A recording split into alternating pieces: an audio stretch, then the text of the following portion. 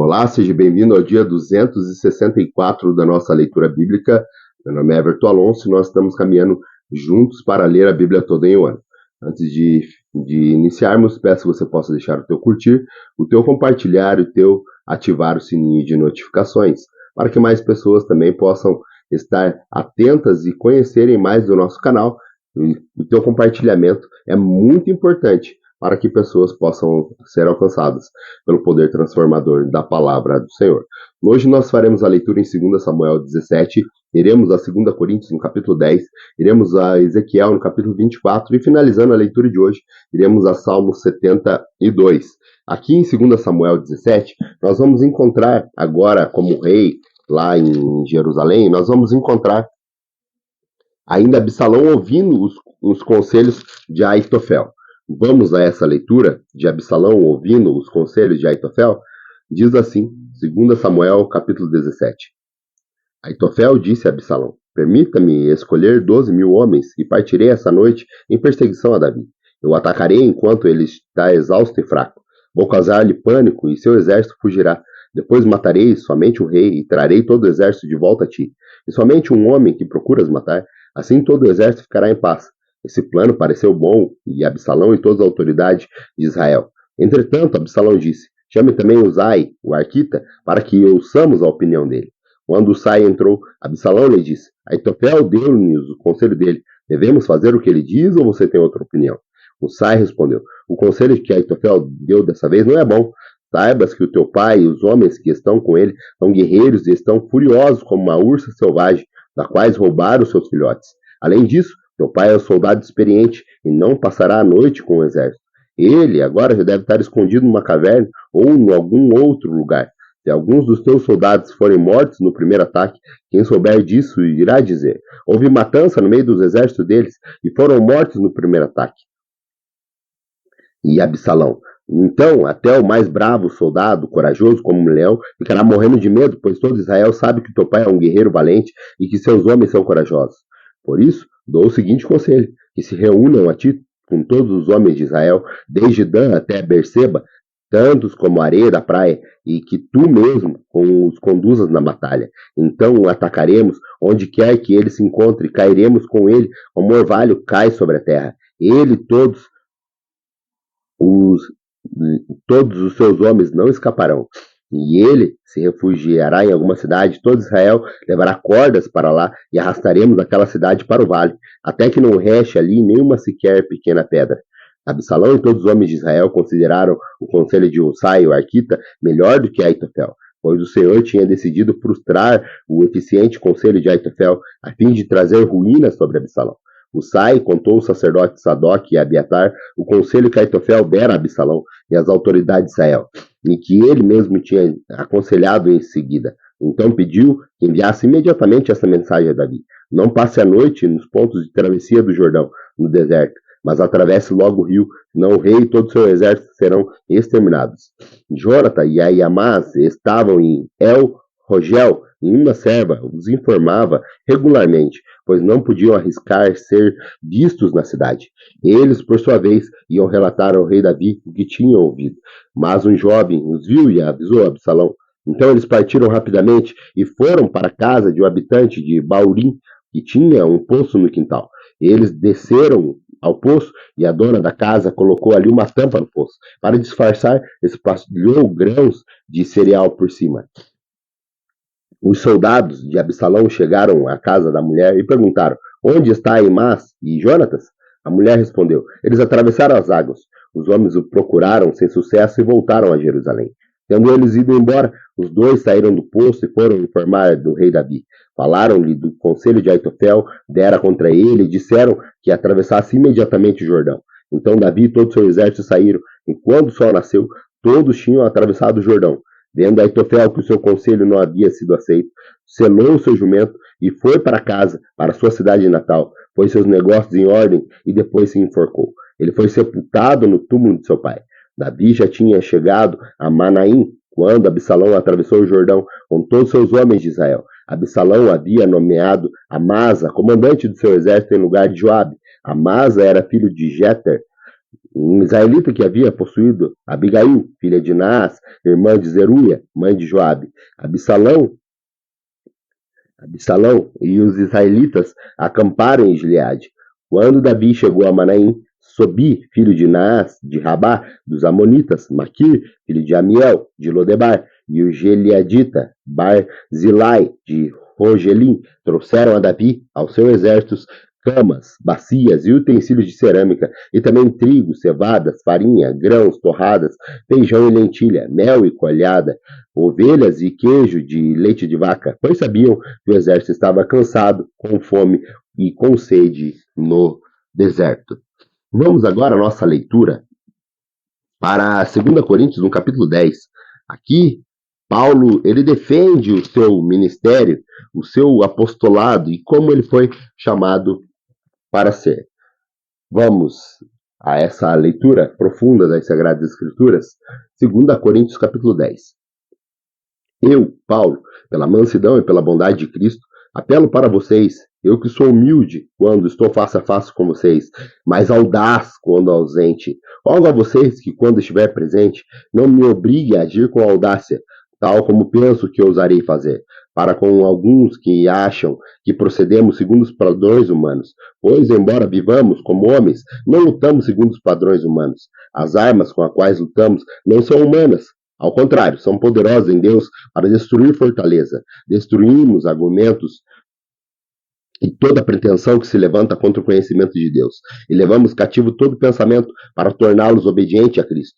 E estaremos prontos para punir todo ato de desobediência, uma vez estando completo a obediência de vocês. Vocês observam apenas a aparência das coisas.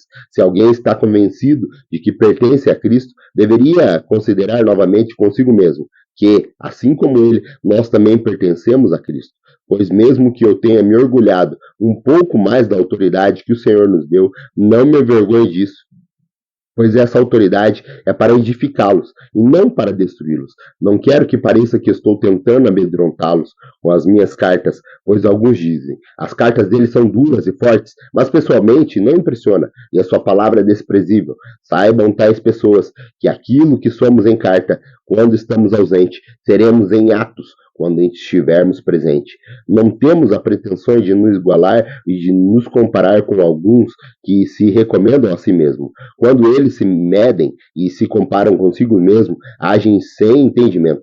Nós, porém, não nos gloriamos além do limite adequado, mas limitaremos nosso orgulho à esfera de uma ação que Deus nos confiou, a qual alcança vocês, inclusive. Não estamos indo longe demais em nosso orgulho, como deveria se não estivéssemos chegado até vocês, pois chegamos a vocês com o Evangelho de Cristo. Da mesma forma, não vamos além do nosso limite, gloriando-nos do trabalho que outros fizeram. Nossa esperança é que, à medida que for crescendo a fé que vocês têm, a nossa atuação entre vocês aumente ainda mais, para que possamos pregar o Evangelho nas regiões que estão além de vocês, sem nos vangloriarmos de trabalho já realizado no território de outro. Contudo, quem se gloriar, glorie-se no Senhor, pois não é aprovado quem a si mesmo se recomenda, mas aquele a quem o Senhor recomenda. Vamos agora ao profeta Ezequiel. Hoje, no profeta Ezequiel, nós faremos a leitura de Ezequiel no capítulo 24. Aqui nós vamos ler sobre a panela e também sobre a morte da mulher de Ezequiel. Essas duas leituras estão aqui em Ezequiel no capítulo 24. Vamos a essa leitura? Ezequiel 24.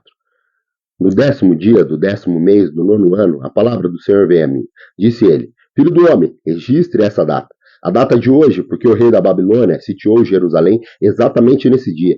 Conte a esta nação rebelde uma parábola e diga-lhes, assim diz o Senhor, o soberano, o Senhor. Ponha a panela para esquentar. Ponha para esquentar com água. Ponha dentro dela pedaços de carne, os melhores pedaços de coxa e da espádua. Encha com os melhores de seus ossos, apanhe os melhores do rebanho, empilhe lenha debaixo dela para cozinhar os ossos, faça a ferver a água e cozinhe tudo o que está na panela. Porque assim diz o soberano Senhor. Ai da cidade sanguinária, da panela que agora tem uma crosta, cujo resíduo não desaparecerá. Esvaziar-se, tirando pedaços por pedaço, sem sorteá-los, pois o sangue que ela derramou está no meio dela. Ela o derramou numa rocha nua, não o derramou no chão, onde o pó a cobriria, para atiçar a minha ira e me vingar. Pus o sangue dela sobre uma rocha nua, para que ele não seja coberto.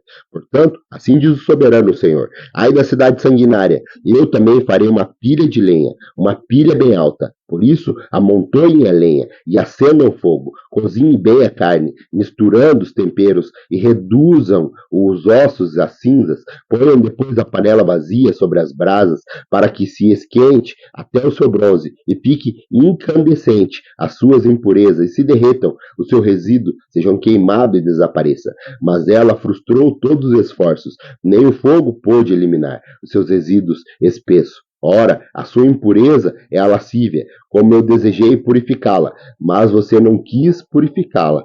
Você não voltará a estar limpa, enquanto não se abrandar a minha ira contra você. Eu, o Senhor, falei, chegou a hora de eu agir. Não conterei e não terei piedade, nem voltarei atrás. Você será julgada de acordo com o seu comportamento e com as suas ações. Palavra do soberano, Senhor.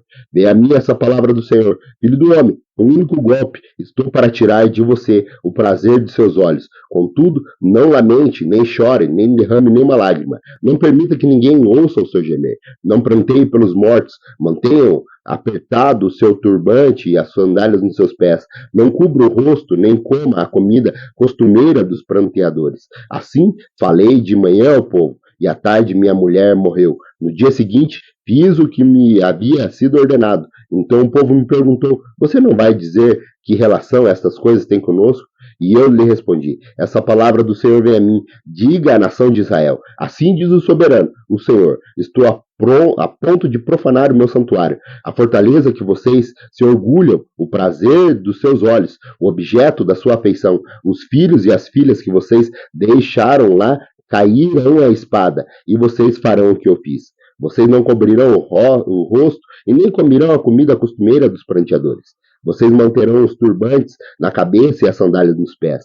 Não prantearão, nem chorarão, mas irão consumir-se por causa das suas iniquidades, e gemerão uns pelos outros. Ezequiel será um sinal para vocês. Vocês farão o que ele fez.